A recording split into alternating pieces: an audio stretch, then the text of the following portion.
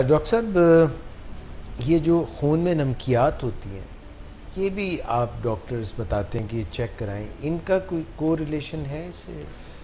बिल्कुल, देखें जैसे मैंने बात की, जो सबसे बड़ा एक तो सोडियम लेवल हमें चेक करने चाहिए, क्योंकि बाज़ औक़ात जब ज़्यादा यूरिन आ रहा हो तो सोडियम लूज़ हो जाता है। सोडियम लूज़ होने से हाइपोनेट्रीमिया हम इसे कहते हैं। तो जब सोडियम लूज़ होता है तो ये डायरेक्टली आपको बेचैनी हो सकती है, यानी नर्वस सिस्टम की सिम्टम्स आ सकती हैं।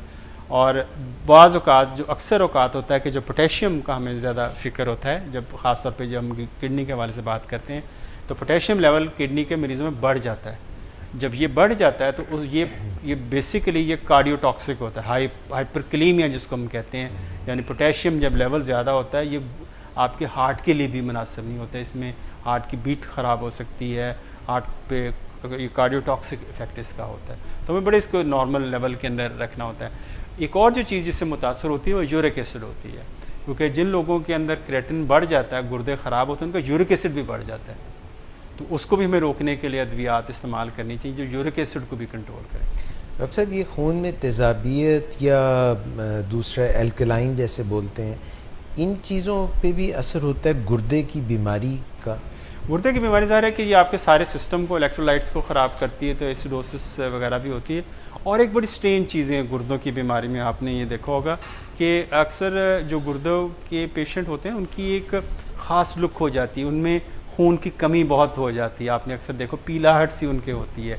वो पीलाहट इसलिए होती है कि गुर्दे उनके अंदर एक ऐसा कंपाउंड बनता है जिसको एरिथ्रोपोइटिन कहते हैं, जो खून हीमोग्लोबिन, आपको खून बनाने का हार्मोन है, तो वो नहीं बनता तो खून की कमी, उनके अंदर खून की कमी भी आ जाती है।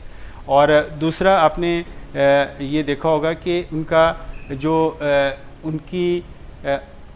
जो गुर्दों के मरीज़ को जो मेन प्रॉब्लम होने का ख़तरा होता है, सबसे ज़्यादा प्रॉब्लम होने का ख़तरा होता है, वो हार्ट अटैक का ख़तरा होता है। क्यों? यानी इसलिए क्योंकि अंदर ऐसी चीज़ें, ऐसे सिस्टम, ऐसी पैथोलॉजी डेवलप हो रही होती है जो कार्डियक इवेंट को प्रमोट करती है।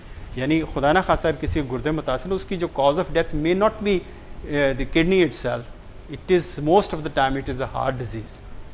तो वो ये करते। दूसरा, गुर्दे के पेशेंट आपने देखा होगा उनकी भूख मर जाती है, इसको हम यूरेमिक गैस्ट्राइटिस कहते हैं, यानी उनका मैदा, वो भी मैदे पे भी इफेक्ट कर रहा होता है। ये जो यूरिया या जो क्रेटिन बड़ा होता है, ये भी इफेक्ट कर रहा है, तो उससे वॉमिटिंग भी कुछ लोगों को शुरू हो जाती है, तो और भूख उनकी ख़त्म हो जाती है, खून की कमी हो जाती है। तो आप देखो, अगर आप टिपिकल पेशेंट आता, पफीनेस होगी आँखों पे, पैरों पे सोजन भी हो सकती है, खून की कमी भी, आपको पीलाहट भी नज़र आ रही होती है, और वो लोग कुछ वॉमिटिंग भी कर रहे होते हैं, तो ब्लड प्रेशर उनका बढ़ा हुआ होता है। तो ऑब्वियसली ये आपको टिपिकल पिक्चर है जो एंड स्टेज रीनल डिजीज़ की तरफ इंडिकेट। डॉक्टर साहब, इंसुलिन शुक्र है कि उनकी ज़रूरत कम हो जाती है, ये बड़ा अच्छा फिनोमेना।